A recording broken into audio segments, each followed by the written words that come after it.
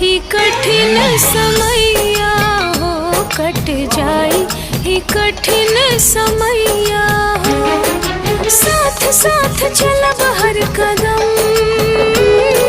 साथ साथ चलब हर कदम, बन के रहब तोहार भर छै।